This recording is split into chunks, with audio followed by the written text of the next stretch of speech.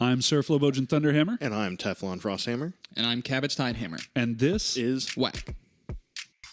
If Amtgard knighthood means anything, you can't knife a motherfucker and keep it.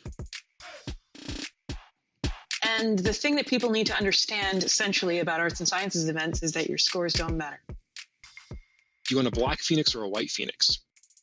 Jeez, language, man. We're on right. a freaking podcast, for fuck's sake. Mind-blowing experience, right? Hello, everyone, and welcome to WAK, where we discuss topics important to the Kingdom of Winter's Edge, interview the Amtgard community at large, and talk with interesting people from around the foam fighting world. You should delete that intro if you don't want me using it anymore. I really should. I was about to say, except for this episode when we don't do any of that. Yeah, Well, we're not going to yeah. do any of that shit. We're trying to make the intro more relevant to the rest of Amtgard as a whole. It's been great for Winter's Edge, but I think it can apply to everybody, and so I should take out that old one. But I'm lazy. Yeah. Also, I was super close to the mic when I started that, so I'm sorry if I blew some people's eardrums out. Nah, we'll level it out in post. It's fine. So we're here to recap Crown Month. We had some great guests on. Unfortunately, I missed one of those to do a Black History Month podcast.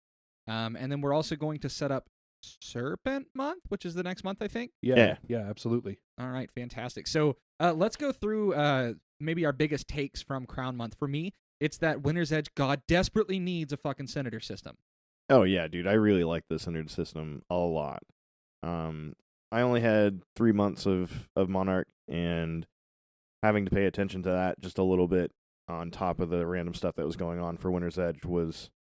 I mean, for me and at that time wasn't that bad, but it did take away from my ability to pay more attention to Winter's Edge specific things. So I really think the Senator system would be a boon for our organization. Yeah, I mean, God, it's a drain. I actually have.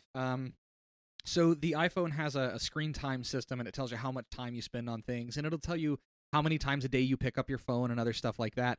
I actually looked. I want to do a pre and post. Let me go through my photos real quick. Don't look. But it showed me how many notifications a day that I got that were like Messenger or Zulip or Discord. Like those are the platforms we use to communicate. And it was like 200 something notifications a day that I was getting hit with. What's Zulip? Zulip is the new platform that AI uses to communicate instead of Facebook chat because it's not as reliable. And Oh, okay. yeah, no, sorry. My daily average was 144 notifications a day, and that's just Messenger and Discord. Oh, wow, that's crazy. Yeah. And then when you factor in stuff like Zulip and those other comm platforms, it becomes a lot more. So like something to take that load off would be huge. But also it was interesting hearing how like people really go through it in any role, like champion, PM, Monarch. They've all had those like, oh my fucking God, what am I doing here kind of moments. Yeah, it was interesting to talk to people that hadn't heard the podcast yet about some of the things that we had been talking about, and for them to go, I didn't realize that 'cause these are people that are, some of them were Crown Knights, some of them have served in office and recognized throughout most of the game as like icons, right? And they're like, man, I hadn't served in the monarchy role in a while, and I didn't realize that the monarchy had to deal with that the monarch specifically had to deal with so much bullshit nowadays that's not part of their kingdom. I don't want to call it bullshit. That's not what it is. It's important stuff. But it's not stuff that is how can I make this fun for my kingdom. It's not stuff that's I'm dealing with more centralized stuff. It's hey, we need to make this really important decision for the entire game. Yeah. And it deserves the full attention of someone.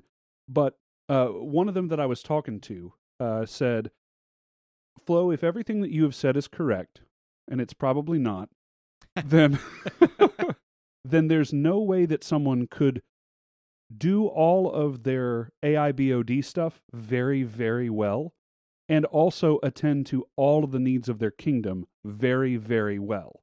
One of them would have to suffer. And it doesn't mean that you don't do a good job, right? It means that you're having to give up something somewhere because you've only got so many hours in the week. And I said, no, man, this is where we're going to differ. It's not that you're going to do one worse than the other, though that may be the case. It's that you're just having to put in more time. Yeah.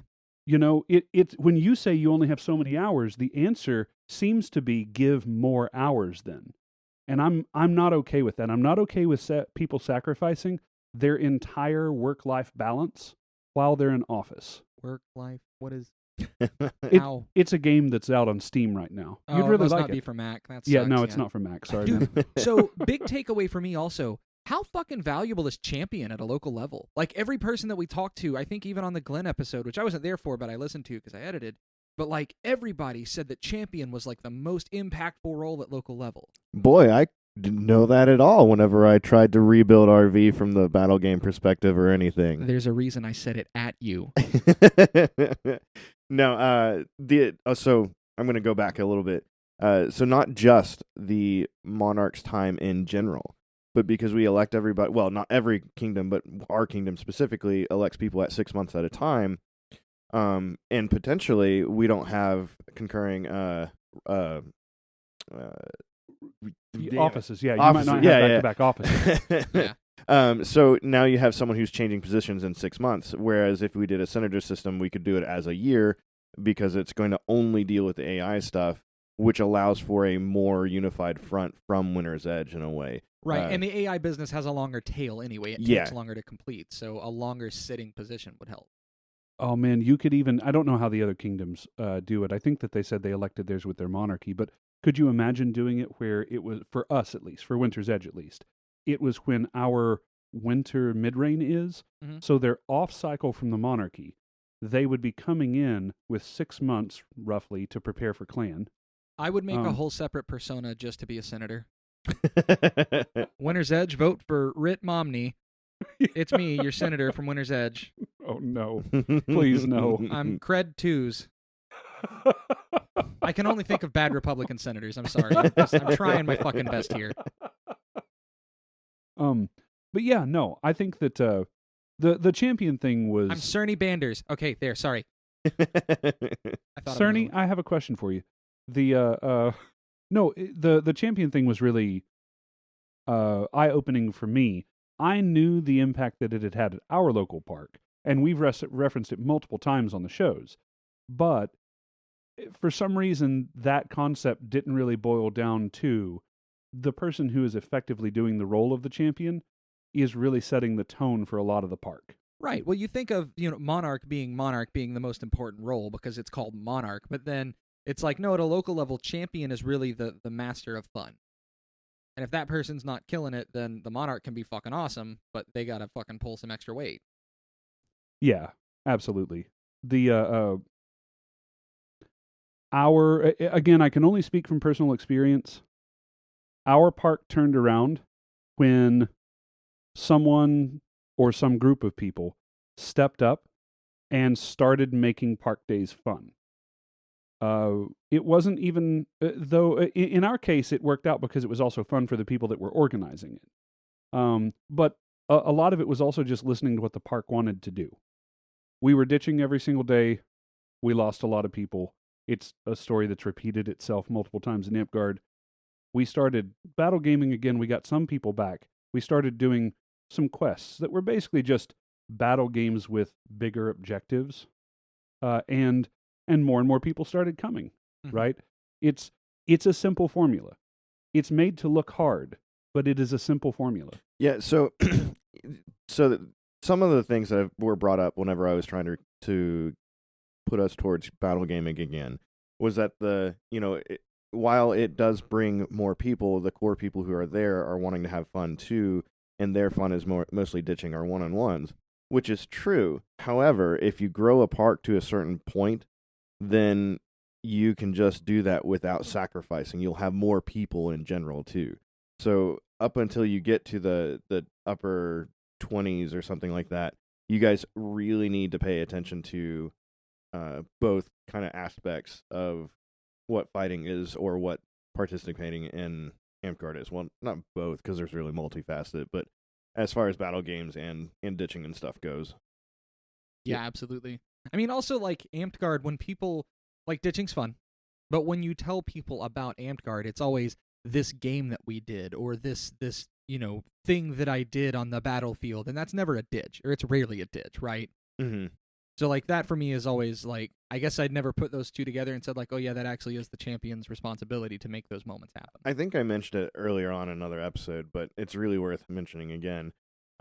Beefy at one point had an epiphany about people at Park doing one-on-ones and practicing basically tournament fighting and things like that. So we had a Park day where the core group of people who were fighting, like, I'll just do it with the triads or whatever, right? They decided to go whitewater rafting or something along those lines instead of go to Park.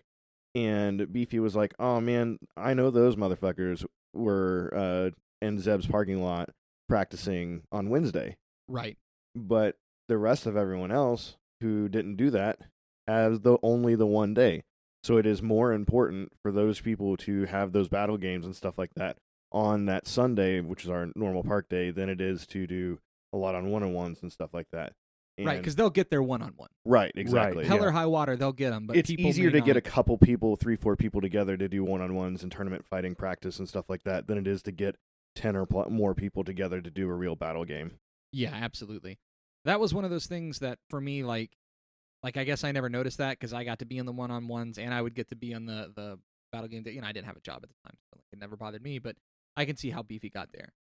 Hey, speaking of Beefy, he's going to be on for Serpent Month, yeah? He is. That's a good hoverboard right there, Lucas. Yeah, great. The Damn it. he is. Thanks for the segue. And I'm hoping that he'll be our first guest. Here's why I want to have Beefy on as our first guest for Serpent Month. For those that are not in our kingdom, Beefy has been a long-time member of Mystic Glade / Radiant Valley / Radiant Glade. Yeah, and you may confuse Beefy with that Tamlin guy, but they are totally separate. Yeah, no, Tamlin's a dick. Yeah. Yeah, he's still my favorite, though. Tamlin is better than Beefy. I'll die on that one. But Beefy's been around for a long time, and he's one of those guys that doesn't sit down and say, I'm going to make this badass work of art. I'm trying to get towards my serpent belt, so I'm going to do this. Beefy is more pragmatic in his, and not that there's anything wrong with that approach. I'm a very goal-oriented person. Yeah. But Beefy sits down and says, it's cold. I need a cloak. And I don't know how to make a cloak. So he hits up a couple YouTube videos. He looks over some cloaks that he finds online and says, all of these are dumb and too complicated. And he grabbed a bed sheet that he had gotten from one of the thrift stores around here in Knoxville that he specifically got to use to cut up to do some kind of garb thing with because it was a color that would work, you know, and it cost like 5 cents. And made a cloak based on a picture that he had found online that he thought would work. And it turned out to be one of the simplest designs for a cloak I've ever seen. 2 seams. It's literally 2 seams, and you have a perfectly good-looking cloak. Yeah, right? Yeah. And all of his approaches to ANS have been like that. They have been things where it was, I am trying to fulfill a very specific need. I'm going to make it look good. Yeah. You know, I want to see my vision come to life, but very, very pragmatic in the way that he approached it. Very artistic dude. And he has, because of that outlook, he has a lot of experience in a lot of different things. He's done leatherworking. Well, I was going to say, let's not beat around the bush to some degree, right? Like, Beefy has been not as financially secure as some other people around our park and everything like that. So everything he invested has to be something that's going to work for him, basically, right? Yeah, right. So it's very important that, you know, he doesn't waste material and things like that. And I can't wait to talk to him a little bit about that to some degree, too. Beefy, much like Lexi, doesn't really enter into tournaments. No, I was going to say this, like Lexi, by all rights, Beefy could be a knight right now. Oh, yeah, Yes, that's what I was kind of getting to. Is okay, like, sorry. I wanted to talk to him a little bit on that kind of aspect, right? Because some people have the perspective that you should be entering tournaments and things like that so that you get your work seen and get it graded, and that's how you get your next orders and stuff. And I personally don't really care for that system necessarily. Like, I like it as far as ANS goes as a competition. That's great. But solely For personal growth. Yeah, solely for knighthood going through tournaments, I don't care much for it. If you're pumping out good quality items over and over and over again, and you're just not entering them, there's no difference to me than a knight or than someone who is pumping out good quality items over and over again, entering them. The minor difference of being entered into a tournament doesn't have any kind of fruit to bear for me, I guess, or whatever. Well, it's like Dame Linden said, right? Yeah, scores don't matter. Yeah. So I mean, Beefy is one of those people who's all. I mean, he can do. Here's the thing that gets me about Beefy. Like you said, basically everything he's ever done has to work because it's a monetary investment. He's got to make sure it's worth it. But also, that just tells me that Beefy has a lot going on in his head because Beefy's a tech guy. Yeah. Beefy comes up with new and novel ways to do shit all the time. Not only can he do really cool applique, I've seen him do it, and that's fine. But like, he's got ways to make swords that I've never seen somebody else do. He figured out a way to make a tunic that I've never seen anyone else do. Yeah. You know, he does stuff like that. He's incredibly self-taught, which is yes. There is big bonuses and big downsides to that too. So like, I'm really kind of curious, especially usually the self-taught people are a little more well-off financially because they can be like tinker around with something and be like, well, that didn't go very well, so I'm just going to throw it away and then try again some other time. But he didn't at least have that option. Yeah, right behind you there, if you look, we were doing a white elephant. He made a Viking chess set for me. He taught himself to wood burn. He taught himself to stain. He made all of the figurines out of antler. Yeah, and I think the stain on this is like actual organic, like he got berries and yes, the stains. I mean, and when I was like, dude, this is amazing. I love it. It's I can't pronounce it. It's a Heffenpfeffel, right? Whatever that the hell is. The name of it is. But Barnes & Noble has a copy of that thing now randomly. I ran into it. Oh, do they? Yeah. But yeah, I was talking to him about it afterwards. I was like, this is amazing, man. He's like, yeah, I just got the idea for it because I had been talking to him about learning to play while we were at a work conference. Right. And he just got I wanted to do it. I wanted to learn how to make it. I wanted to learn how to cut the bone up and do the other things and make it all natural. I thought that would be fun. Yeah. Well, okay, so we've gone on quite a bit about Beefy, and we sure, could continue sure. to. I think we got to save some of it for the episode. Yeah. Like we should. Okay, I'm making the note now. We've got to remember to ask about his sewing machine policy because he loans out his sewing machine to anyone, but he has one rule. Oh yeah. We'll let him explain it. So who else do we got lined up? I think you said you have So WAK and Venus. Yeah. So we've got a couple people that are lined up. We have Sir Nocturne from Neverwinter and Dame Venus. I think she goes by Dame. I don't know whether she's Dame or Sir. But I think it's Sir, actually, but I don't remember Venus? for sure. Okay. Venus, if you're listening to this and I got it wrong, I'm so sorry. We'll get it right on the podcast. We mostly promise. Yeah. Maybe. But yeah, we're going to have them on as a duo. Both of them have been doing leatherworking for quite some time and put out some of the most top-notch stuff that I've ever seen. Yeah, absolutely. I think that Nocturne actually worked at a Tandy for a long time. Maybe Venus did as well. Managed it or something like that, I think, at one that's point. Awesome. Yeah, so they... Can he get us a discount? He doesn't work there anymore. Ah, damn it. Are we having him on again? I think... Doesn't Bunch work there? No, God, no. Bunch doesn't work there, no. Oh, okay. No, I think Tandy stopped their, like, what was it, the organizational yeah, they discount don't stuff care or if whatever. you're from Winter's Edge anymore. They're like, okay, cool, you pay full price. Like, but yeah, so we are talking to them. I'm talking to somebody in the Iron Mountains right now that I'm not going to give a name for yet because they haven't even confirmed. Know this person? You don't. Oh, this is a surprise for everyone. Yeah, so I'm talking to someone in the Iron Mountains. I really want to get them on. They do a lot of amazing chainmail work, but they haven't confirmed yet. Fair. So we're holding off on that one. If special person, if you're listening to this podcast, nudge, nudge. Yeah. Answer my messages, please. Why don't you call me back? Well, so we talked about like people who are technical crafters and people who are really ornate crafters. And speaking of technical crafters, did you get the big man? Which one's the big man? The Belt Daddy.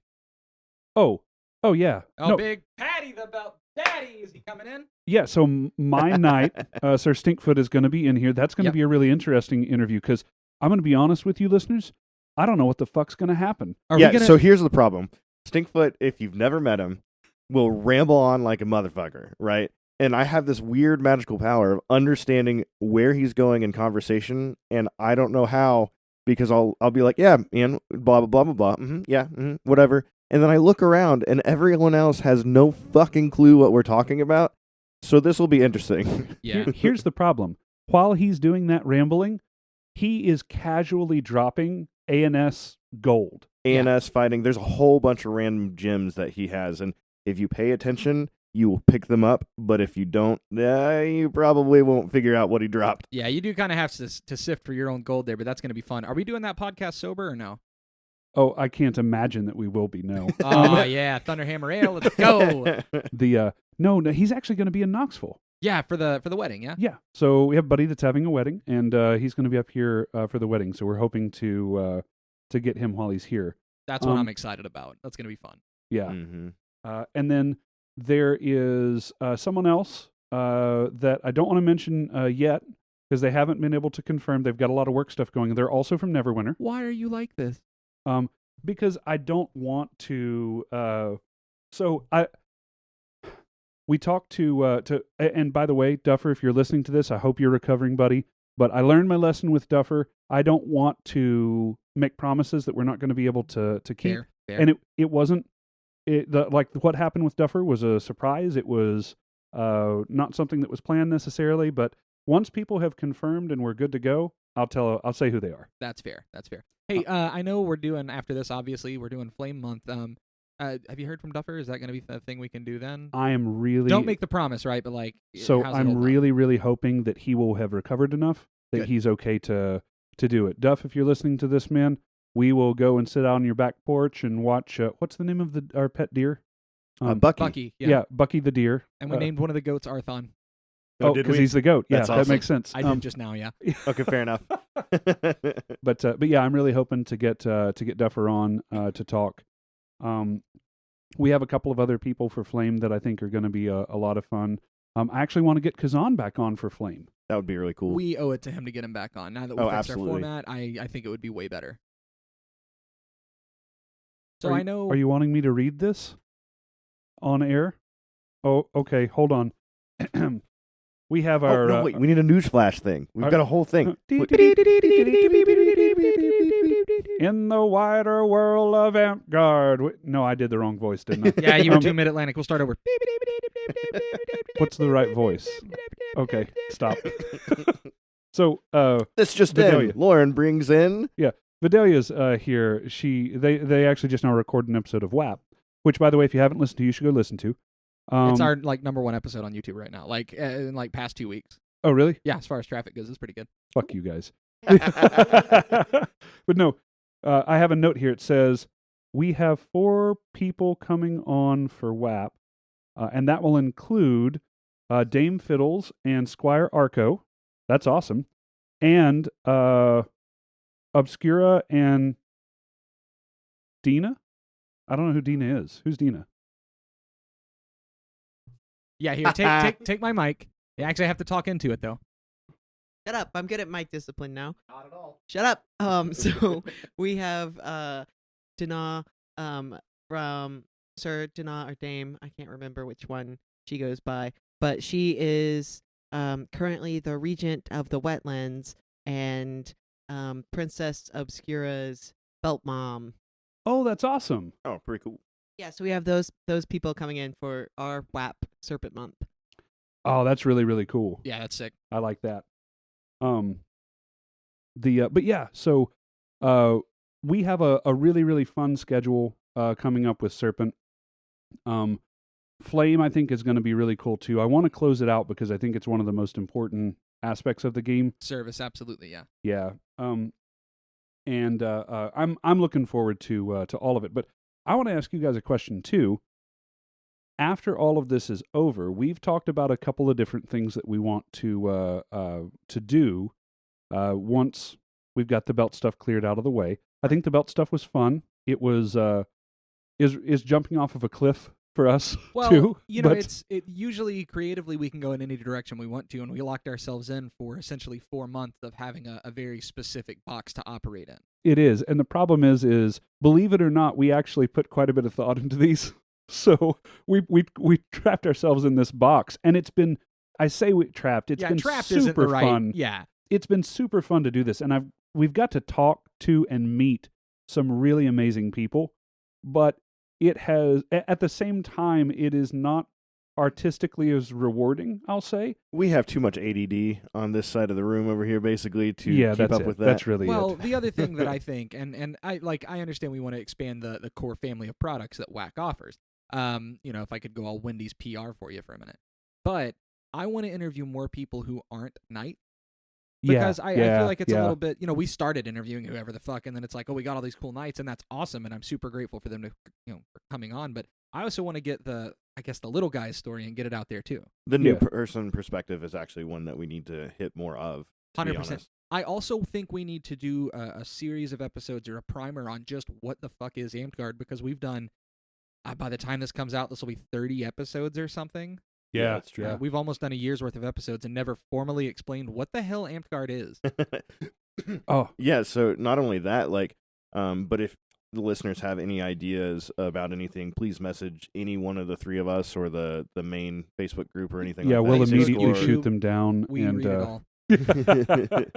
My fucking God, we need to get Ruben on the podcast for I was going to sake. say, actually, Ruben would be great because he has a really different perspective from most people playing Amtgard, I feel like, because I would imagine most places are under a kingdom and have been so, not really necessarily from their start, but probably pretty early on. Yeah. However, Ruben's, a year or 2 years now on freehold status? A year or 2 years, not just on freehold status, but running the freehold more or less by himself. He's got some really good help now, but when it first started, it was just him pulling the thing out of the mud by himself, and he's had to deal with all of the potential issues that might come up as part of a freehold. Yeah. I think it's something that people don't realize either.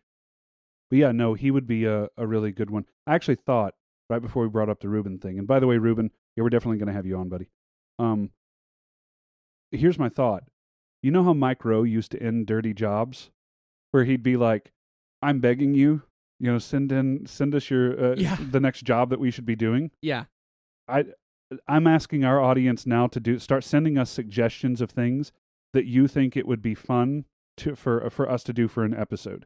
We will sort through them, pick our favorites, and we'll credit whoever gave the idea on air. Yeah, I also think we could just do more Hammertime episodes, to be honest. Sometimes, I think so too.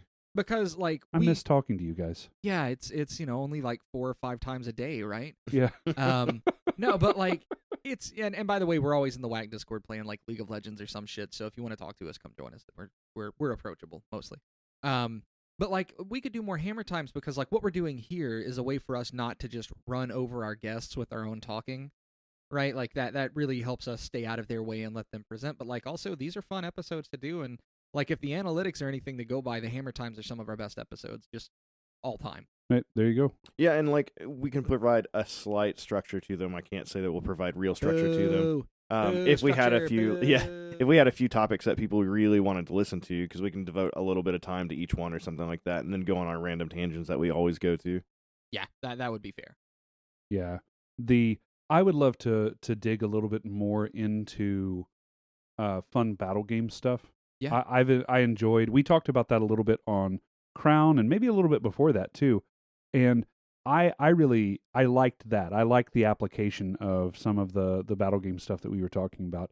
Even doing an episode where we just talk about battle games that would be cool to run at a small park and medium park, something like that. Well, to go with that to some degree, we can talk about the perspective of why did RV fail at one point effectively and things like that, so you guys can listen to the things that we did that was not great, and then what our solutions were. So we didn't definitely make the best solution or anything like that, but we had one that was somewhat successful, but it may have taken about 5 or 6 years to go into fruition. Yeah. Listen, kids, I can't tell you what you gotta do, but I can tell you what not to do, all right? Listen. Exactly. That sounded so weird. I know, I cupped the mic and everything. I liked it. It was good. Can I? The voice is God's instrument. No.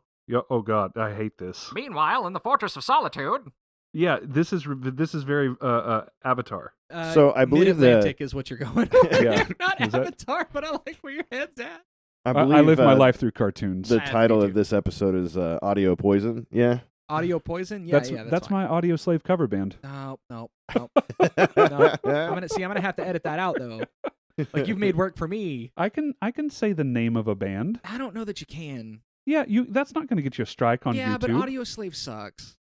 Okay, well, that's a reason to edit all of this out. But now that's a strong stance to take. Watch, some of our fans will be Audio Slave fans, and I'll have to. We're gonna stick the next episode. I apologize. Audio Slave is amazing. I listened to the discography. Hey guys, those dislikes earn us just as much on YouTube as those likes. Why would you tell people that? Why the fuck? Hey, speaking of YouTube, we finally hit our 100th subscriber. Yeah. Awesome. We finally have a channel URL, which took YouTube about 2 weeks to fucking enable, because thanks, YouTube. Awesome. But you can now find us on YouTube at youtube.com/WAKpod. And listen, they're pre-generated. There weren't a lot of great choices. Yeah, They're not pre-generated. No, You they did are. that. They You are. did No, that. No, if he had the choice, I bet it would be WAK Fam. Yeah, it would have been WAK Fam. But it's literally like a dice roll. Like it picks WAK and then something else. So it's like click, click, click. And I got one. I was like, I'll stick with that one. I'm not going to roll the dice anymore. That's fair. But we also will show up first when you search WAK Podcast on YouTube now. That's going to make us super easy to find for your friends. Awesome. So if you want to spread the word, you can. You left your The cell only phone on. mic you didn't unmute was yours. Damn it. Did you get one of the Bardic ones already done? Yeah, I have 5 of them done. Okay. Oh, beautiful. We want to talk about it on the podcast then? Yeah, we can. Why did we unmute them? Or I was gonna ask him while you were going on about something. okay, we're back. We got some new equipment and we're bad at buttons. Flo, you have a separate project that you're working on, yeah? Yeah, and have fun editing that right there. And I'm gonna leave it in. Just like 10 seconds of dead silence. Yep, Our you're audience damn hates right. you. It's fine. They Sorry, fucking guys. hate you. So your phone's making noises in my headset. Oh. So I had started work on this separate project a little while back. I thought that it would be really cool to have some other things going. And you may not know this of me, but I really like telling stories. And well, now you've paused again. I hit the mark button so I can find the. Fuck I up didn't in know the what you were audio and doing. Fix it. Now, hold on. I gotta push it again. Okay, now we're good. Yeah. Okay. I have this side project that I've been working on, and it's called Saturday Night Bardic. And the idea is this will release on Saturday nights. It is me calling people up and talking to them specifically about their fun, funny, or crazy Amtgard stories. So it's not going to be long format. You know, I want to have 2 to 3 people on every single episode, 10 to 30 minutes, depending on how long their story is.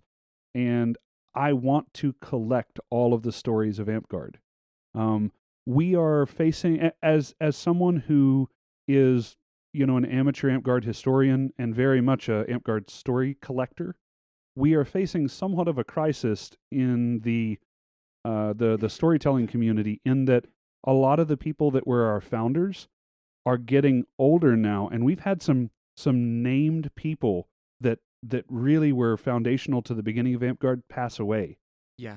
And so I want to get all of their fun, crazy stories. People live on through their stories. It's what we've done for back however many generations we've been around. Yeah. And we've got some great ones. All of you sitting there have some story that you and your friends still talk about to this day, still laugh about whenever that memory comes up. And that's what I want to get. That's what Saturday Night Bardic's going to be. And we hopefully should have some episodes of it coming out soon. Yeah, absolutely. In that same vein, in that same, collecting stories, that reminds me, I was actually, I was traipsing through the Amped Wiki the other day, and I found, I think it was Sir Roger did a full newspaper-style article on, like, the life and times of Sir Erimithras. Erimithras. I can never, ever pronounce that correctly. It's so great because you mispronounce it differently every time. Yeah, I'll get it one day. But it's a full, like a 6-page newspaper-style spread with images and stuff like that, and that would be cool to sort of put an audio take on that. I think you're going the right direction with that. Also, another thing kind of in that vein coming out this month, I think we have an episode for Sir Kelbo as well. We do, yes. So for people that are not from Winter's Edge or Neverwinter, we had someone who had just recently been knighted, I think he had it for about a month, maybe even less than that, pass away in a car accident, and so we have put together a memorial episode on the anniversary of his passing that's a celebration of life. Had a lot of fun making it, got to talk to a lot of old friends and interesting people. He was a really cool guy, and I'm really looking forward to that coming out. Yeah, I think that'll be good to put out there and good to get some of those stories out. Yeah. Stefan, what are you working on? So M-Hog had mentioned something about, or Merrick, one of the two, I don't remember, like bringing stuff out of your garage or whatever if you've got that space of props and stuff. And I got really kind of thinking about it. Like I had already planned to do some sort of battle gaming type channel, whether it be creation or like outlook of a class or something like that. So I may open the series with like the props that I currently have, and then maybe things I'm thinking about doing or stuff like that. And I think creation might be more of where I'm going to head on it. I keep seeing people talk about monster classes and stuff like that, and I've never been a big fan of the door or anything like that. So like I've been trying to think of ways to make monsters more interesting than just a normal player with another class effectively. And make them more like encounters or events that happen in some of like WoW or Destiny 2 or something like that. So it becomes more of an environment and an engagement of the atmosphere rather than just, hey, Flo, let's sneak up on the big bad evil guy and we'll go rail him in the back 20 times and he'll definitely be dead. You know, that happens so many times because to me, like boss monsters and stuff like that, if I am DMing for D&D or something, I don't always play them straight out the book. Encounters for me have like a round timer and expended resources from the players rather than the correct HP necessarily. So I definitely cheat like a motherfucker if you look at it from a rules as written perspective. And I love bringing that idea to Amtgard in and of itself. Trying to find different mechanics that might work. Like Clover, I don't know if he made it up or if he pulled it from something because I don't read the door type stuff and things like that. Maybe I should. But he used a mechanic called By My Voice, and then the spell afterward would take effect to anyone who was in range of the normal spell and could be affected by it. So, like, By My Voice shove would then affect anyone within a 20-foot from the monster, period, end of story. Every single person affected by shove would be shoved 20 feet back. Right. So it created a really boss energy kind of thing through the monsters, and it was a really cool thing he did. I like the idea of, and this is a personal preference for me that we can get into, but I like the idea of an encounter that players can lose, an encounter that has stakes, right? Because when the players do eventually beat that encounter, it means something. Yeah, and like I've experimented with the idea, at least in Theorycraft in my head so far, of like one life dungeons or something. And Boop, to his credit, did run a few one life dungeons in Radiant Valley, and they went okay. And I realized that maybe one life is probably too much, and maybe 2, maybe 3 life is probably where it's a better fit, because that allows a little bit of a mistake to happen and a learning experience from that mistake. Yeah, well, I also think that if more people played healer at Radiant Valley, a one life dungeon might have been okay. See, this is my thing, is like, I liked the jump from 4th, well, I didn't really play 4th edition D&D, but like 3.5 and everything, where pretty much everyone was like, oh, somebody's got to play the healer cleric guy. Yeah. I don't like that, actually. So I would rather see, like in 5th, you have a bunch more options of, we don't necessarily need someone who's a dedicated healer. There's a bunch of different classes that have something that they can kind of sort of get by on. And the short rest mechanic that's in it, we can get way into the weeds in D&D for a while if you want to. You made the crucial mistake of talking badly about 3.5. I'll let our fans deal with you. I mean, sure. Hey, listen, a long time, I am surrounded by role-playing books and things in this little alcove. I don't think I could count on my fingers and toes how many different systems I've played. What you're talking about, boiled down to its most simple form, is they took out the crunchier bits, right? Anyone who's role played is familiar with the term. Like, you get really crunchy. Like, you've had a DM that's like, "Hey, Ranger, how many arrows do you have left?" If your DM has ever asked you how many arrows you have left, you got a you got a crunchy DM. If they've ever asked you how many pieces of gold you're carrying, you got a crunchy DM. Okay. I just thought it meant me and the DM weren't friends anymore. And hey, DMs that are like that, I'm not saying that I'm not saying there's anything bad with running a game like that. There's not. There's nothing bad with it at all. It's a style, though, and the style direction that D&D has gone really since the first edition is to make it less and less crunchy with each iteration. It doesn't need to be work. Or it makes it smooth without being overly complicated with crunchy numbers, but there's still like complex strategies and stuff that you can employ and things. We were comparing D&D to peanut butter this whole time, and I just now got it. Yeah, thank you. Team Crunchy Team for Crunchy, peanut yeah, butter. hell Yeah, yeah. No, smooth. Smooth. No, What is crunchy peanut butter? What is wrong with all of you? Dude, I love crunchy butter. Okay. Hey, Real poll here of everyone here, because Vidalia's here too. You just can't hear right now. Oh wait, she was on earlier. Boiled peanuts.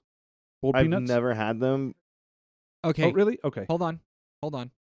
Do you put them in a Coke or no? So my grandmother did, and more specifically, glass bottled Cokes or Pepsis is it's what got she the would real use. sugar. Mhm, Yep.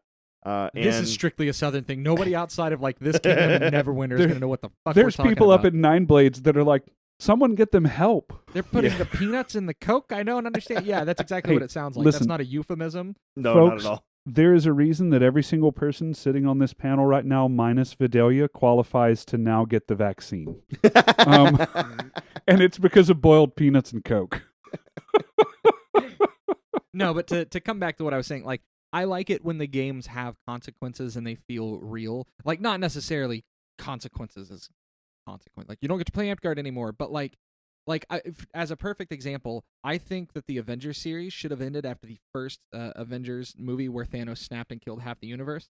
I thought that was awesome as shit. Mm-hmm. Because it was the first time in that franchise's history where the villain was actually terrifying. Yeah. Well, I mean, for years, literally now at this point, that I've always preached that monsters in a quest or something like that should have some sort of win condition for them, whether it's to win the quest, quote unquote, like the normal adventurers do from time to time, right? Or at least like a hindrance on another part of it. Like if they actually take the caravan inside the time allotted or whatever, then the next quest or next scenario battle game type thing, the people who are on the player characters now have less stuff or something along those lines. Yeah, you know? and then you have to navigate the hidden temple with fewer medallions. Yeah, no, I mean, like, as much of a joke as that is, it's 100% how that I'm looking at it. Exactly. So Legends of the Hidden Temple was actually cool for one reason. Some of the people... Just one? Yeah, well, for one in particular. It was cool altogether. There was no bad episode, and there was nothing bad about it at all, Flo. Okay, sorry. Sorry, I've touched a nerve. No, so one thing that they did in particular that I liked there, is that a good way to say that? Okay, fair. They had people that wrote for Wizards of the Coast on their staff at the time. And that's really cool. I didn't know that. Yeah, if you look at the way that they structured their episodes, everything is like what you were talking about. The events and stuff that you did were set up as resource management. You must journey into the hidden temple and gather the fragments of divinity. Yeah. No, everything was set up as a resource management thing, which is really what you've been talking about. Yeah. It's basically the winning side should always get a little weaker and the losing side should always get a little stronger, because the winning side presumably would have expended more resources in some way to get that win, or that the losing side got back a couple more resources than the winning side did. It's self-balancing like a ditch, and they did that in the show quite a bit. Mm-hmm. Potentially, yeah. Also, the Shrine of the Silver Monkey was a joke. Any episode that had that in there was just because they wanted to hand the kids a win. I'm pretty sure that's the most failed thing on that show. Well, okay, I watched a documentary about this because COVID, what else fuck am I going to do? But like, I watched a documentary about this, and that thing was purposefully built to be difficult to assemble. Like, even if you knew, like, watching it, you could say, like, it's the middle piece. What the fuck are you doing? Like, spatially up close, the way it was designed with all the right angles and stuff that were on it, there's, like, actually a lot of facets to it. Kids couldn't tell. And then putting it on the thing, it wasn't ever perfectly centered, and it was actually meant to be difficult for them to assemble. Oh. Yeah, like they actually had either a replica, or they went to Nickelodeon Studios where they had the original thing and had like an adult host try to put. They were like, "This is the bottom, this is the middle, this is the top. Go ahead." And he fucked it up. It took him like 45 seconds to actually get it on his first try. I still use. I don't know why we're on this tangent, but it's fun. I still use Hidden Temple names for team names in Amtgard, like Purple Parrots. Yeah. Or Silver Snakes. Well, I mean, like, I had, when me and Walbaron first did the first Mayan Mayhem thing, that was it. I did a or Legends of the Hidden Temple type event. I had the first event. I don't remember the exact specifics of each game, but game one had all of the teams. And then I cut 2 or 3 of the teams, and whoever got cut got split up amongst the other teams. And it eventually boiled down to, I think it was Red Jaguars versus Silver Snakes or something like that on the final, and it was 2 teams. So constantly Red throughout iguanas. the but yeah, so like that's another like thing that we don't see a whole lot of in game design and things like that is shrinking number of teams with growing in number of players. Yeah, there's usually a 2-team dynamic, and one of those teams will win. Yeah. And, like, it doesn't have to be that way. No, not at all. Hey, so speaking of, by the way, Legends of the Hidden Temple was a show that used to come on a channel called Nickelodeon Man, a long time that ago. old. I Think turned about 30 that. in 2 fucking weeks, dude. I can't. Yeah, we are collectively older than our entire audience. Yeah, that's Almost. probably true. Jeez. Okay, so speaking of people that would be fun to have on and Legends of the Hidden Temple, Boy, thread this needle for me. I'm interested. Dude, I'm excited. you're right. You following me? You on this train? Hook, line, and sinker, bud. Where are we going? I forgot. Are who we I was getting gonna Mo say. from You Guts to come can't on and do talk to that. us? Who was it? Mo from Guts. She was great, by the way. You will be climbing the aggro crog. Oh my god. No, who are you having on though? Okay, so seriously, with regards to battle gaming and with ANS week coming up and talking about, because the whole I remember the whole point of the tangent that we got on with Legends of the Hidden Temple, and it was because we were talking about Battle games, yeah. ways to make battle games fun. And Legends of the Hidden Temple, for those that don't know, joking aside, was the last event that they had to do was a lot of rooms in a big castle-like structure, and they had to go into each room and figure out a thing that they were doing, solve a problem of some kind. And AmpGuard stuff is often set up like that. It's solve a problem, new challenge, solve a problem, new challenge. I was thinking, we have an episode, because I had mentioned wanting to do a battle game episode or something like that. We get a couple of people on that have run battle games in large scale scenarios. So the people that helped Michael Hammer of God organize Keep on the Borderlands a couple of years, and people that have organized stuff at Clan, and talk to them about some things that they've noticed that were very successful. And Knoblander would be a good one. Mm-hmm. Talk to them about some things that have been successful on a large scale. And then we also do an episode where it's people that have done stuff for parks of 10 people or less. Yeah, I think that'd be cool. Yeah, I think so. I think so too. There's an art form to small park dynamic stuff that I know that you actually tested for a long time to find a good balance. Yeah, like it. I don't know. When I look at things, like I think my most successful number of players is around 20-25 total. So splitting the teams into 12, 13 people apiece. I think that that's where my design I think is best, or the strongest at. I think. But that doesn't mean that those concepts can't be moved up or down in numbers. You just have to be aware of the trappings of lower numbers or higher numbers as well. Yeah, and so I mentioned sitting down to interview those people. By the way, I don't know who those people are. I'll start doing some digging. But I mentioned sitting down and interviewing those people that have done some of those bigger events and people that have done some smaller events. To circle back around to something that you said earlier, I mentioned that this ties back into Serpent Month. The things that made those big events successful were props. I'm big on props. I love them. I think that everything that you do, if it's not on a local level, like every day, every week kind of thing, you should have some kind of prop, some kind of gimmick or prop or something like that. It makes everything just a little bit more immersive in our game. What is jugging if not a dog skull persevering? I mean, legit, if you have a cool dog skull and you have more than just like a fun noodle post in the ground or something like that. Yeah. And then, hell, I mean, we've always done clear field, flatland jugging. What if we put some rocks that are somehow or another in it? And by rocks, I mean like things that are climbable, like a 4x8 thing on the ground that's like, I don't know, 2 feet high or something like that. Like random weird stuff on the ground to change the dynamic of just a flatland jugging or something. Then we made the post into a basket with chains, and the dog skull got flatter and more circle shaped, and then we could throw it into the basket. I mean, I'm not opposed. I like where you're this on. is going. You're on to something. I have actually made a disc golf disc out of foam like 10 years ago, and it flew sort of kind of like an overstable disc. So it's been in the back of my mind for a while again too. Well, so battle games, cool. Going to be a lot of fun to talk about. When are we doing video?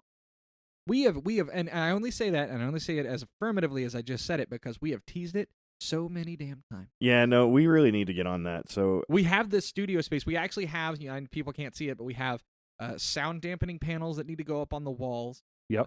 We have new tables. We have new equipment, new stands. We've kind of been cycling out some of the old gear that was a cheap buy early on that got beat up. Mm-hmm. I mean, we're close. I don't know. We really are probably 3 to 4 weeks out of truly getting video on now. Yeah, like if we had to put it as a loading bar, what percentage are we currently at? I don't know, how many episodes have we had? 75%? I mean, 3 to 4 weeks is probably right. I mean, what we're really missing is getting the camera equipment set up out here and then getting some good lighting, because while this studio space I'm really loving, we do still need to get some lighting that's not just this one little LED light above us. Hey, this little pot light's doing a lot of work. It is. And then we need to go ahead and finish acoustically dampening all of this, because we do record in the garage. Thunderhammer Studios, to some, may look like a garage. It's Thunderhammer Studios to us, but to a certain Toyota Corolla, it's a garage. It's home. Yeah, it's home. If you're cold, they're cold. Bring them inside. Yeah, right. Yeah, I know. No, I just wanted to know. There's a lot of cool stuff we could do for video content when we start meeting again, which is looking to be sooner rather than later with the vaccine rollout. Yeah, fingers crossed. But when we start meeting again, I want to do kind of like what Delos does, where he breaks down fight footage, but just like we break down like park footage or game footage or something. And I'd love to take the equipment out and actually do a field side recording. I'd love to start being able to travel again. And the three of us. Speaking of audio poison, huh? Yeah, right. The three of us go up to visit Ruben at Buccaneers Respite. Yeah. And then do a recording while we're up there. Like, hey guys, we just now did a trip up here to Buccaneers Respite, and we could be the Nardwar of Amped Guard. Oh man, I'd be down for that. Right, okay, I'm old. What's a Nardwar? Oh my fuck. Okay. Do they live in the ocean? Cause a commotion. And Nardwar is this Canadian music fanatic. I don't even know how to describe the guy, but he has a YouTube channel, and he has interviewed everyone. I mean, like Elton John. I mean, Sir Paul McCartney. I mean, Kanye West. I mean, Lil Wayne. I mean, everybody. Like, you name the musician, there is a video he has where he manages to get backstage and he just puts a microphone in their face and starts talking to them. Yeah, but the kind of weird thing about him, too, is that he's always found something out that's realistically not something they've talked about on air anywhere. And he's like, hey, I got this cool gift for you. Like, for Weird Al. It's your first mixtape or whatever. For Weird Al, he brought, like, the grunge singer, what's the name? Kurt Cobain. Journal or something like that to him. It's a little dark. Yeah, well, sure, but like he was like, "Hey, here's Weird Al's entry," and he's like, "Weird Al's a cool guy," and blah blah blah blah blah. And like Weird Al's like, "What? How did you even get this?" And he's like, "Well, I mean, if you look eBay hard enough, you'll find anything or something weird like that, Like he went up to some rapper and legitimately had like a CD that they sold someone at a mall when they were first getting started. Like, he is weirdly into people's backstories. Huh. We could be that for Amped Guard. Just walk up to people and be like, so, you're Sir So-and-so. Here's everything I know about you. I'm a little creepy. Right. Here's your first tunic you ever made. The problem that we have is we'll just come off creepy. He comes off endearing. Yeah, that's true. It's he rides the line, but yeah, it could be like that.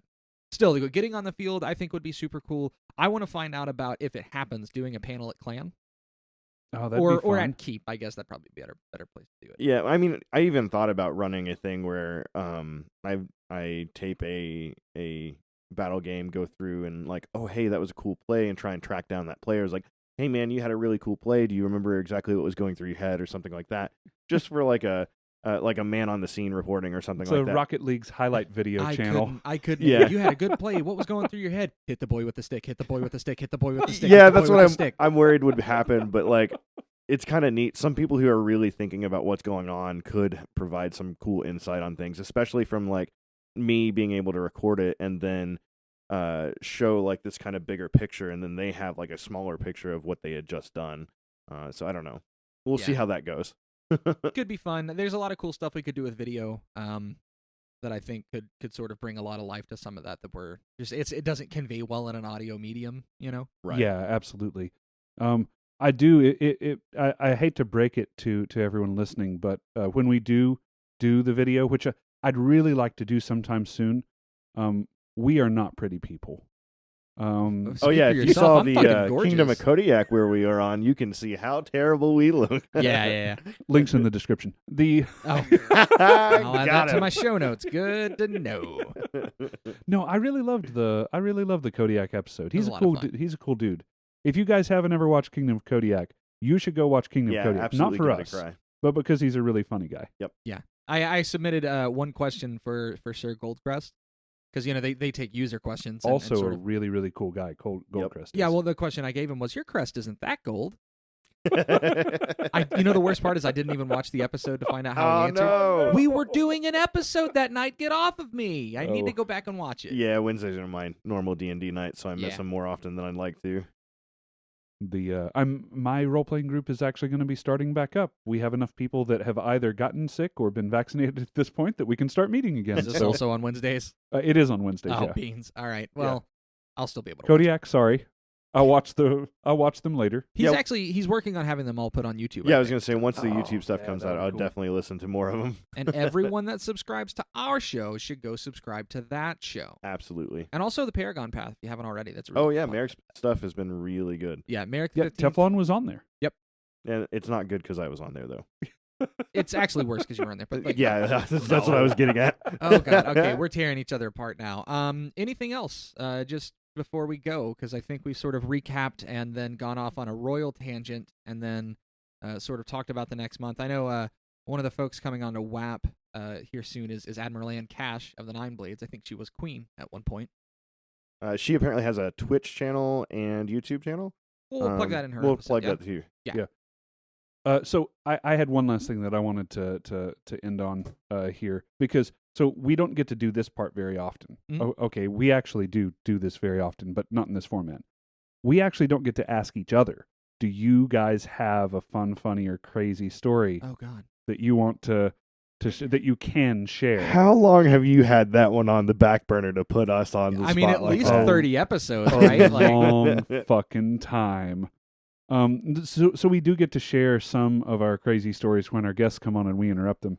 But I was wondering if, and I didn't tell them that this was coming either. So if there's another 10 seconds of awkward silence that Lucas refuses to edit out, then I got you. I'll buy Teflon some time. So this is actually a really recent one, which is why I have it still fresh in the brain. Oh, awesome. Yeah, I got it in my head meat. Nope, don't like that. Shouldn't have said that one. So recently, Winter's Edge had a mid-rain that was all online, and I gave out some awards, and one of the awards I gave to I know his name, don't know his Amthgard name, Sebastian. Sid. Sid, is that it? Okay, I thought it was Sid, but I didn't want to get it wrong. So I gave Sid a title. It was Esquire, I assume. Yeah, it was his Esquire title. And the funniest part about this is that, I mean, obviously a bunch of people at his park suggested it for him, but he also submitted for his own title. And it was a I'm not trying to discount the guy because this was truly like hilarious. It was a sales pitch for why he deserved his Esquire title.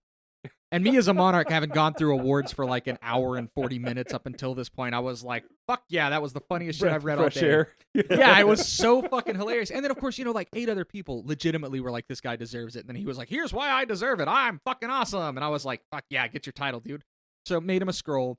I didn't make it. One of the artisans in our kingdom did. Really find out who that is. I think it's on the scroll itself. But I'll try to plug them as well. But made the guy the scroll, and then he messaged me the next day, and he was like, hey, I'm really thankful for my scroll. These were PDFs. I just put them up for the kingdom to see. Yeah. And he was like, hey, I really thank you for my scroll. Thanks for giving me my title. What really sold you on it? I didn't think I was going to get it. And I was like, listen, bud, you're fucking hilarious. Just keep being you. He was doing a lot of work at his kingdom, but he said, he came back to me and he said, I really appreciated it that night. after you gave me that title, I went down to Kinko's and had it printed and hung it on my wall. Oh, that's awesome. That's super cool. And I mean, you got to think, I gave this fucker out at like 7:30. So this dude must have rushed down to a Kinko's, printed the son of a bitch, somehow got a frame or had a frame ready to go, and then framed it and put it on his wall. He sent me a picture of it and everything. I was like, God damn, dude, like that broke my heart a little bit. Not because it was sad, but just like, oh my God, that means a lot to somebody. Yeah, right. I remember being that guy. I remember getting my first Order of the Warrior and being super, super fucking proud of myself for it. Yeah, it goes back to something I think Shalazar said a long time ago now for our podcast, but he was like, I still have some of those awards that people gave out that were made by hand or whatever that were scribbled on paper. Like, he kept those. And like, I heard it and I was like, oh, that's cute, and then somebody really fucking did it with something I gave him, and like, y'all, that's been like the best part of being Monarch for me, is that one moment right there. I mean, that touches on something that I've seen a little bit of online too, is that the self-promotion aspect in award recommendations in and of themselves. And I think that it's sort of taboo that we like recognize or try to push our recognition of ourselves to the monarchy to make sure they've seen whatever we've done. It really is. My first thought was like, wow, the ball's on this kid. But like, he wasn't wrong. No, he's not wrong at all. Like, that's something I never really thought of. Tangentially too, there's another thing that's going on in the rules rep thing that I didn't think of, and I'll go ahead and splash after this. But like, why don't we recommend ourselves when we do a good job on something? Like, it's kind of silly in a way, We should totally be doing that. I because think there's an effort to be humble. Fuck that. I don't care about that. I remember, anonymous Rex. So. I remember Sir Kazan saying at one point, he's like, that someone is either deserving of something in your eyes or not. I'm not going to say that they're deserving of it, because awards will always be subjective to the monarch at the time, but they're either deserving of it in your eyes as the current monarch, or they're not. Does it then matter who requests it? Not at all to me.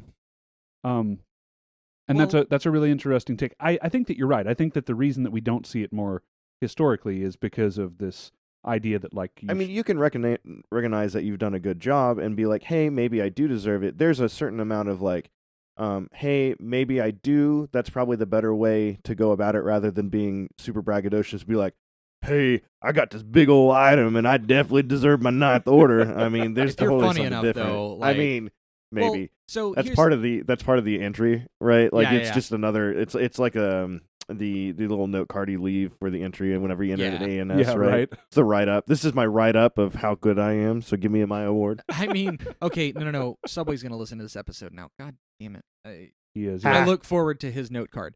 But no, we started this episode by talking about how absolutely overloaded a lot of monarchs are, and using the last waning month of my monarch power, I will soon be done with this curse. But using the last little bit of insight that I have here, I can say that, like, I don't care if you self-promote, because I can't see everything that you're doing. So if you believe you deserve an award and you're not getting it, I'm probably, I don't want to sound like a dick, I'm not going to notice. Well, I think that recommendations in and of themselves are actually kind of low. At least they were whenever I had the 3-month stint. I think I got all of like 12 or 15 recommendations. No, we've been pushing the fuck out of those. Like every time I've had like 50 to 60. Okay, good. I'm glad that has changed. Yeah, monarchs will approach this in a different way too. You ask whoever takes our monarch next, they may tell you. Was it going to be Clover? Is that going to be a thing? Maybe. If I had to put money on it, that's who I'd bet on. What if I run? Well, you haven't said that part yet, asshole. I'm not going to. Oh, okay, I was just wondering. There's no way that I would take Monarch right now in our game. It's kind of up to the Monarch as to how they would take something like self-promotion. So if you're listening to this, don't take this as the guide to the galaxy, right? But I don't mind if people self-promote.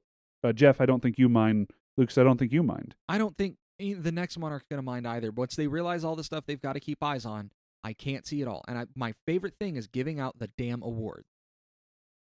I can't hear what you're saying, Lauren. Boy, this is Clover has it apparently in his platform that he would. Man, we're just dropping dimes on this dude. I hope you run, Clover. He's actively declared. He's is he? Okay. Yeah, he has a whole platform he's put up. So I'm sure that's in there somewhere. Again, tangentially related with the awards thing is, hey, Lucas. Well, you're a bad example. because you didn't get to do things while AmpGuard was live. But yeah.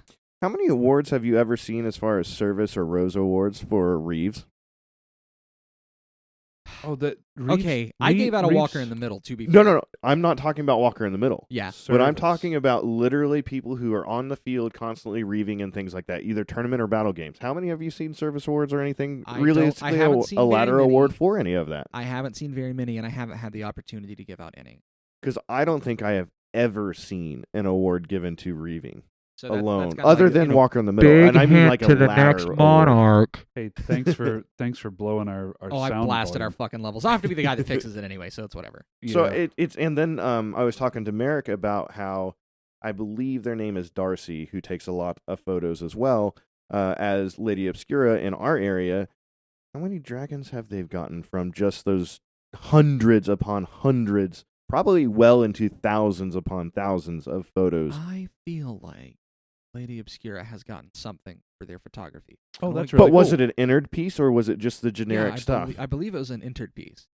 So that's what I'm saying. This is Yeah, just like- a generic, like, Obscura, if she's got her camera with her, has legit like 200 something plus photos at an Yes, event. Absolutely, yeah. What kind of service do you think that is in some degree, right? Yeah. Like, these are things that are Well, the photography, I can easily make the case that it's Serpent, right? right. Yeah, you could absolutely. And there's also But like. it's still an award that the person does. Right. But again, like, this is what I was talking about is like, how many aspects of AmpGuard do we take for granted and don't give awards for?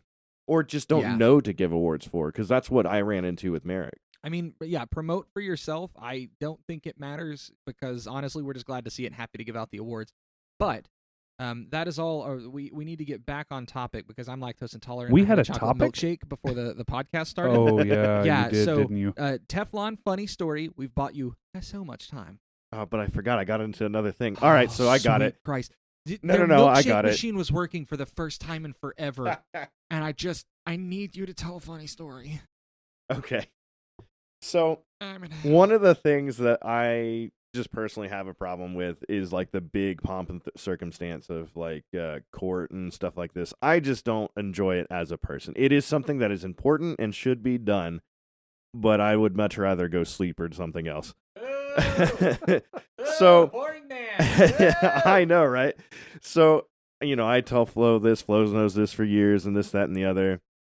And I had, before Flo took me on it as a squire, I had some rules to lay down. I laid down my rules, but I neglected to mention that I did not want to be up in front of the court and everything else to accept my squire's belt, because I have made mention multiple times about how, like, in past AmpGuard, someone had gone up in court and did something that was a personal thing that was either directly involved with their company or directly involved with their belt line or something. I'm like, who cares about And that? he hates them. I fucking hate it. So guess what And Flo I- did?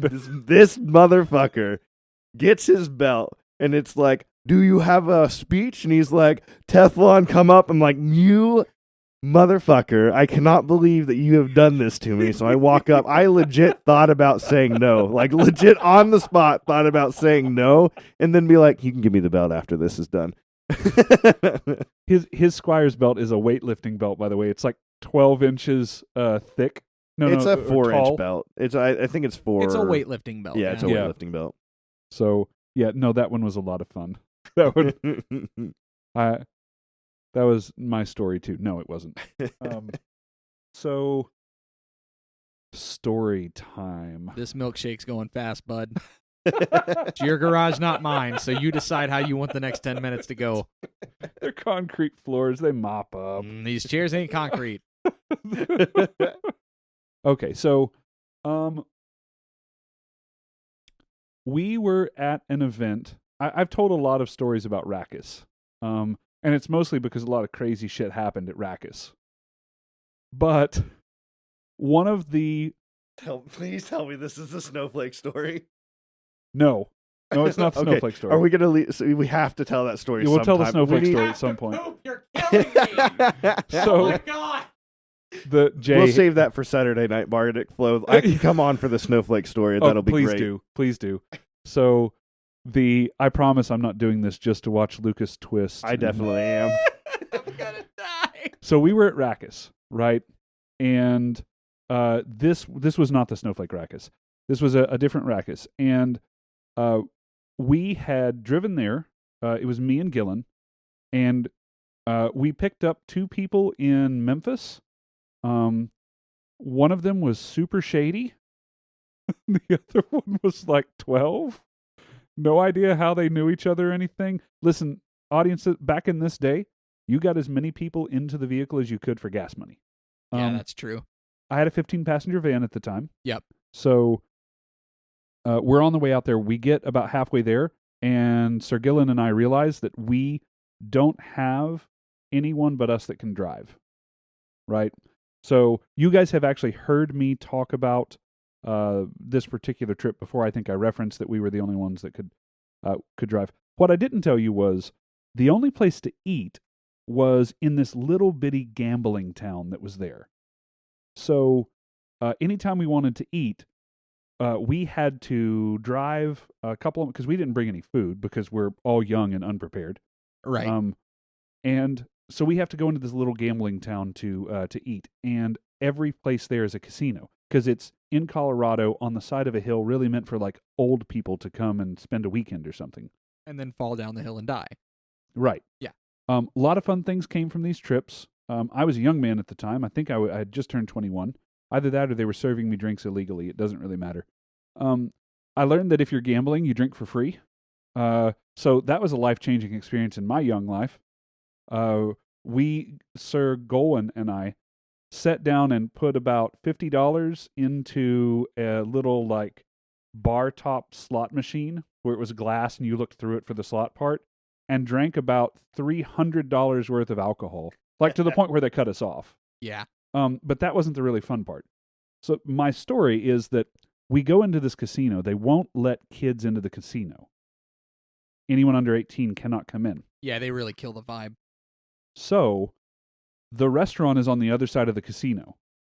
And the guy said, no one under the age of 18 is legally allowed to set foot in our casino, but they are allowed into the restaurant. I said, okay, well, how do we get around? He said, there's no way around. And the guy repeated again, they're not allowed to set foot. And we're looking around. That's right, we carried dudes across the casino floor, grown, like 16 to 18-year-old grown-ass men. We carried across the casino floor. Where we belong. And so we finally sit down to eat, and a couple of the kids, they had an old park member of ours named Daisy, said, "Hey man, I've never gambled before. I'd really like to gamble. Like I've got $5. There's a slot machine over there. It's one of the big, huge slot machines. That's $5 with the big corny lever that you have to like and pull it. Yeah, okay. That's right. If I gave you $5, would you go over and pull the slot machine for me while we're all standing here so we can watch?" Like it's his dying wish or something. He was 16 or 17, man. Yeah, I know. That's what entertainment was like back in this day when there was still only black and white TV. Right. And so I was like, yeah, man, I'll go do that for you. That'll be fine. So I did that. I went over. You couldn't take cash onto the floor. You actually had to go up to their pit, and they gave you $1 coins.